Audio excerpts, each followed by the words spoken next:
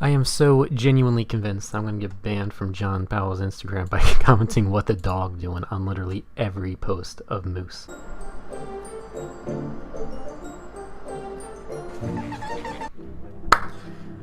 We're gonna rank him. I haven't seen anyone else make a video for something like this, like a composer's soundtrack or someone's discography, but I'm going to be taking care of that. We're starting with John Powell, one of my favorite film score composers. I've been an enthusiastic John Powell enjoyer for about 3 years now, so I'm pretty qualified to make this list, and we're going to be listening through them, or most of them at least, and I'll be ranking them as we go. Also, keep this in mind before we start. I've seen maybe 2 of all these films. We're only rating them on the soundtrack itself, and if it sounds good, Beethoven style. So don't get all cringe in the comments because I gave your favorite film a D. This is about all of them I could find from the Wikipedia page. We're not going to be deep diving into all of them, just the important ones. I'm just going to take most of the scores from the early 2000s that I've listened to about once before and just quickly sort them out now.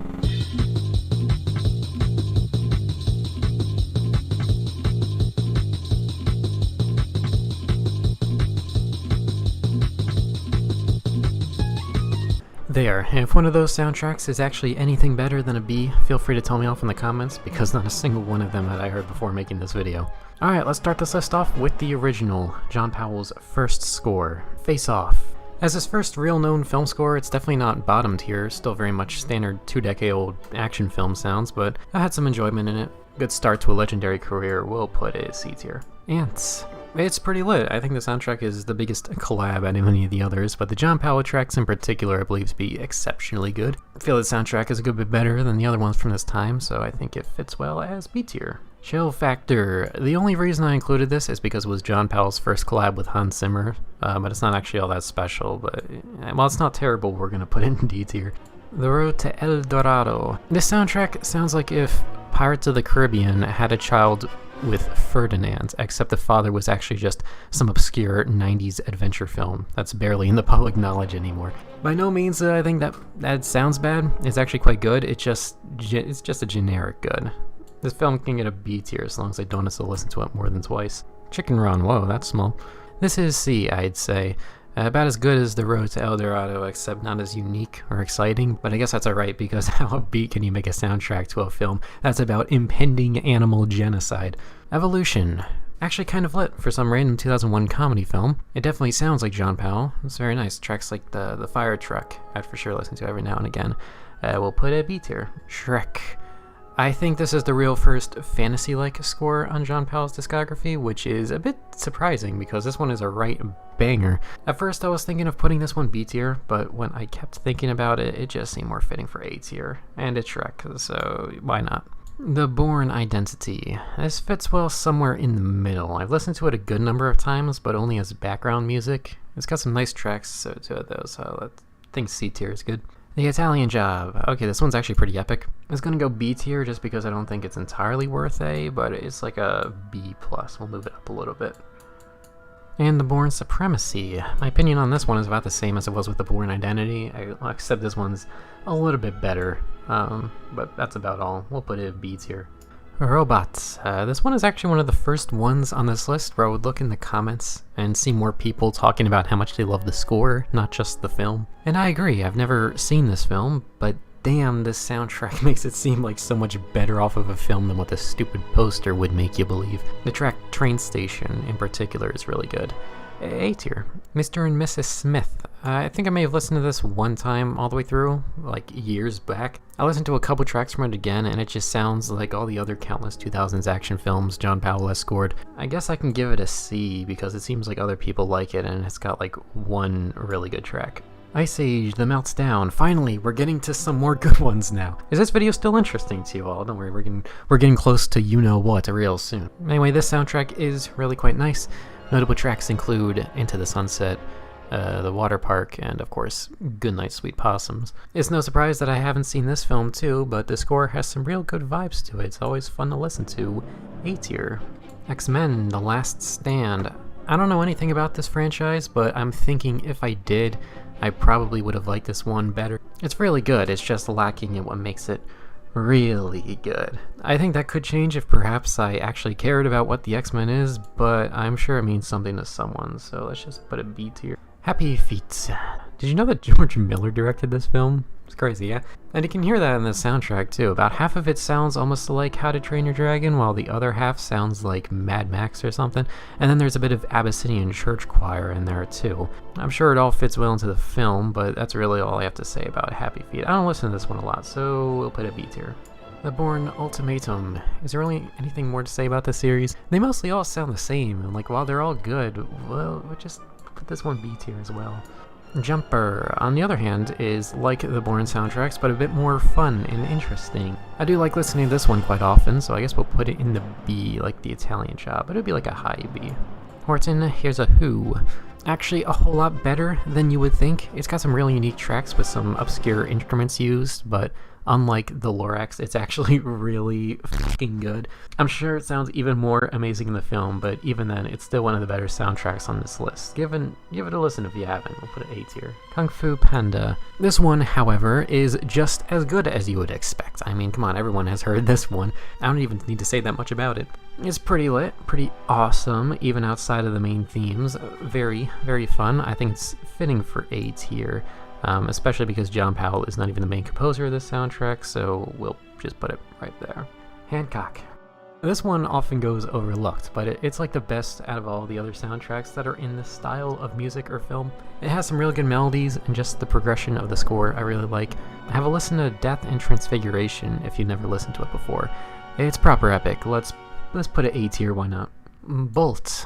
Actually, not as intense as you would think. The only epic track I can think of is called Where Were You on St. Rhino's Day? Bruh, that's the title of like an 1800s folk song recounting a massacre or something. I'm captivated to watch the film just to see where that track is played, but no other pieces of the score really stick out to me. So like, I want to give it a B, but here's your St. Rhino's Day massacre. Ice Age, Dawn of the Dinosaurs. Another amazing score, as expected, but with this one you can really tell that we're getting close to, well, you know what we're getting close to. In the track titled Nest in particular, you can really hear it. But aside from that, another really good score. I'm not too into the film series as much as it seems everyone else is listening to the soundtrack is, but I don't need to because it still sounds great. A tier for this one. How to Train Your Dragon. S. Yes. There are no words to describe how amazing this soundtrack is because it's literally unreal. By this point, I don't even know who could be watching this video and not have heard this, but if you haven't, just give it a listen. You don't even need to listen to all of it to understand. My favorites from the score, of course, include Test Drive and Romantic Flight and all those others, but some rather underrated tracks, in my opinion, include Coming Back Around, New Tale, and, of course, Forbidden Friendship. Mars Needs Mums. Have you ever seen this film? Like, what the hell? Why does it look like that? Luckily, the soundtrack doesn't sound nearly as bad as the film looks from what I've seen. The music's good in this one, like actually really good, but the problem is there's nothing too special about it as a soundtrack. I mean, Hans Zimmer could have scored this film, and I would not have noticed at all. I'm thinking it can go A tier, but I think it's going to get crowded up there pretty soon, so we'll just keep it at B. Rio. I was originally going to put this B tier and be done with it, but I listened to it again before making this video and I realized that it's actually a whole lot better than I remember. Tracks such as Umbrellas of Rio, Chain Chase, and of course Flying really confirmed for me that this is another A tier for the soundtrack. Kung Fu Panda 2. You know what, I'm going to say it. I'm going to f***ing say it. This is better than the first one. The first film may have had like 5 awesome tracks, but this one is a bop the whole way through. I would give it an S, but since this is mostly a Hans Zimmer score again, and not entirely John Powell, I think it's fair to instead give it an A, like that. Alright, Happy Feet 2. This is another one when I say the sequel is better than the original. Not by all that much, but there are a couple tracks from this one that I return to listen to every now and again. I want this to be a higher rank than the first Happy Feet, but I don't think it's A tier. So we'll stretch it out again. The Lorax. What surprised me the most is just how popular this film is for some people. The soundtrack too, like some people really love it, and while I may not feel entirely the same way, I can understand why people like it. The occasional few weird parts of this score can really take you out of it for a bit, but everything else is really quite good. I'll have to agree with some thick, juicy, crunchy, sweet, tangy, buttery, fragrant, succulent, and luscious cheeseburger when he says, it's neat. That sounds like A tier. Ice Age, Continental Drift. Alright, we've already gone over what I think of these films, so it's no surprise that this is an A tier as well. The funny thing about this soundtrack, though, is that the most dramatic sounding parts come directly after a piece that includes Chasing the Sun by The Wanted. It's not even like the whole song in its entirety put right there in the middle because it's how the film goes. It's literally just some haphazard hybrid between emotional film score and club music. I don't even understand.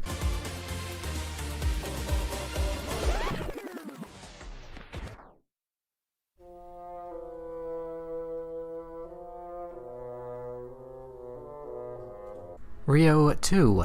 It's like the first Rio, but slightly better, a bit more orchestral than the previous one, but that's what I like, so it works for me. We'll keep it at A tier. We'll put it on top of the other one. How to Train Your Dragon 2. Not as perfect as the first one, but still exceptionally good. Flying with Mother and Dragon Racing are the clear S tier tracks of the score, and while all the other tracks are very close to that same ranking, let's save the S tier for a couple others that are coming up. This is basically an S tier score. I'm just trying to spread things out a bit. We'll put it like this. Pan. This one's proper epic. I think it's often overlooked because the film apparently sucked. But still a lot of good tracks in this one that I like to go back and listen to a lot. Really good. Another A tier it will have to be. Jason Bourne. Whoa, it's been about 10 years since we've seen one of these before. I think the A tier is getting a bit crowded, but this soundtrack is very much my favorite out of all the other Bourne films. So I think the best way to balance this out would be to put this one in A tier, and then move How to Train Your Dragon 2 and Kung Fu Panda 2 up to S tier. Ferdinand. Like all the others, I haven't seen this film too, but the score really makes me think that this film truly would be something like a masterpiece. That's until I see the full soundtrack and realize that this film's music is a mashup of Nick Jonas, John Powell, and Pitbull. This film must be a right roller coaster, but the score is good. I like it. It's not epic, but it's charming, and I think it works really well. Flower Festival, Bull Olympics, and Madrid Finale are my favorites. What are your favorites? Leave them in the comments below. B tier. Solo, A Star Wars Story. I've seen people claim this score average compared to the other Star Wars films, and this is probably going to be one of the only times in this whole video where I say that you people are wrong. This soundtrack works so perfectly as a Star Wars score and as its own thing, and it's also bloody amazing. I would list all my favorite pieces from the soundtrack, but that would take too long, so here's a quick list. There you go. I'd say this is very much S tier for Star Wars scores, and a certain definite S tier for this list. How to Train Your Dragon, The Hidden World. Just like the first film, this soundtrack also comes close to being the best noise I've ever heard. I can't fully say that the first How to Train Your Dragon has the best soundtrack ever, because this soundtrack exists. This is what makes me know that John Powell is my favorite composer, and therefore it obviously goes into the S tier. The Call of the Wild. I'm gonna do it. I know this may be controversial for some people, but I'm going to put this in S tier. I think it deserves it. It's got a unique sound, lovely orchestration, and some of the sweetest damn themes I've heard in a score. Always makes me happy to listen to this, so it's going up here with these other masterpieces. Locked Down. I can't find a soundtrack, and I can't be pissed enough to watch the film, so I also can't find the one for all these other ones, so we're going to delete them too. And just one more remains. It's not a soundtrack, but I'm still including it. Hubris. I thought more people knew about this, but apparently not. Across both YouTube and Spotify, The Gift only has 12,000 views. Bruh. Some of my stupid ass videos have more views than that. That makes no sense. This one isn't really like all the other works I've covered in this video so far, except in the sense that it's an amazing piece of work. It's like a typical John Powell soundtrack, but mixed with like a Richard Wagner opera. I don't know if you're all into that, but I am, and that's why this gets at least an A tier for me. Bruh, how long was that? Like 30 minutes? Man, I didn't think it'd take that long, but that's about all of John Powell's discography. My apologies if I upset you with any of my rankings. It is what it is, and that's just how I hear it. But please, I encourage you, leave your rankings in the comments. It, of course, does not need to include all of them, like how I've done, but I'd be interested in what you all have to say. Maybe I'll go back and reconsider one of my rankings. Be sure to smash that like button and subscribe, or you will be fed to moose. follow along with John Powell's political ideology and distribute the wealth, but this time with likes on this video. I think I'll be making more videos like these in the near future, and not so much tutorial videos like I've made in the past. We'll eventually get around to those, but I'm working on some new stuff now, so until next month, I'll see you around, and always remember, Hans and I will be having a fight in a kiddie tub full of mud, naked, and whoever wins, which will be me, gets to keep Ron Howard.